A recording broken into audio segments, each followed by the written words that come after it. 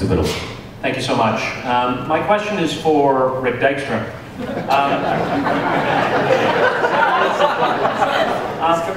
We've all received enough of these to wallpaper our houses with, if you live in St. Catharines. And Rick Dykstra has spent approximately, well, over $140,000 on these partisan ads going to our doors. My question is, Rick, can we have it back?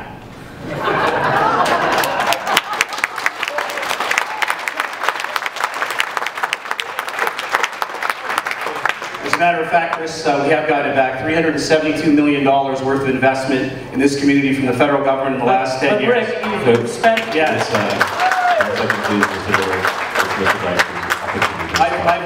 I watched how Liberal members of Parliament in the previous government didn't pay attention to their communities. They didn't speak to their communities. They never educated their communities. They never, in fact, wanted to update the people who they represented.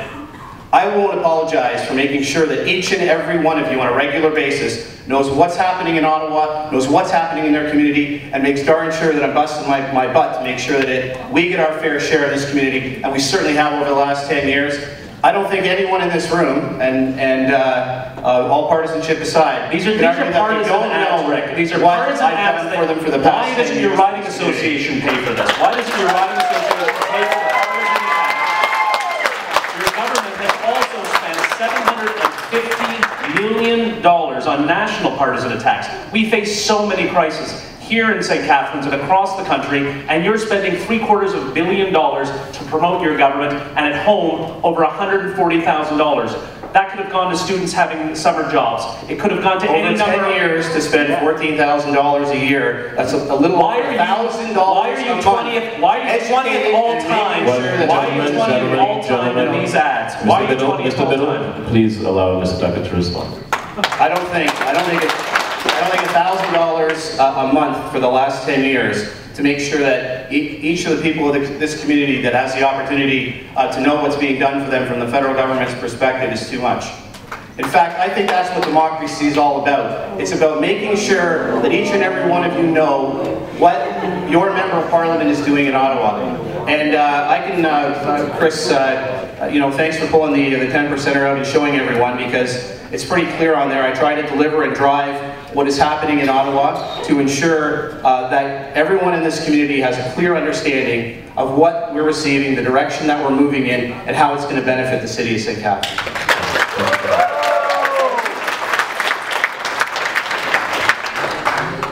Mr. Dykstra, the opportunity to ask a question.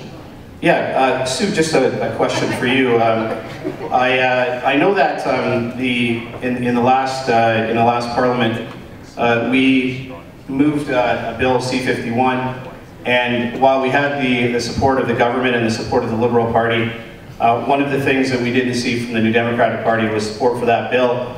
A good chunk of that bill was about ensuring the protection of Canadians, and obviously having a clear understanding of who is coming to our country, and making sure that from a security perspective citizens in our country is protected. So just wondered if you could comment on that. Yes, I can actually. I think that the basis of who we are as Canadians is based on our Charter of Rights and Freedoms. And I think, honestly, our civil liberties are being held hostage more so than what the risk is of some of the people that are coming into our country, Rick. I also know that you made 111 changes to the immigration rules since you came in, and these people are waiting, desperately waiting, especially refugees, to come into our country. So I don't think that having Sue, our numbers when it comes to immigration are down. So the waiting lists are down in almost each and every category that we have, whether it be citizenship, whether it be refugee confirmations so they can resettle in Canada, whether it be skilled workers, whether it be the Foreign Skilled Worker Program in terms of getting into the country.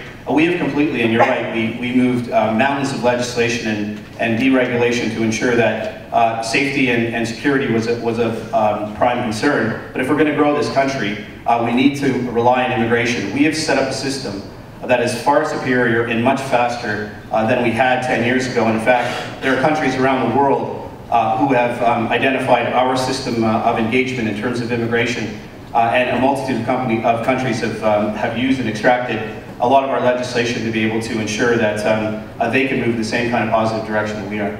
Well, I tend to disagree with that, Rick, because I honestly think that maybe the numbers are down because we paid for billboards to discourage people from coming here. Yeah. But now when we're talking about refugees, we're talking about refugees who need to come here. Why are we not allowing them and fast-tracking them to come in? As a matter of fact, we are.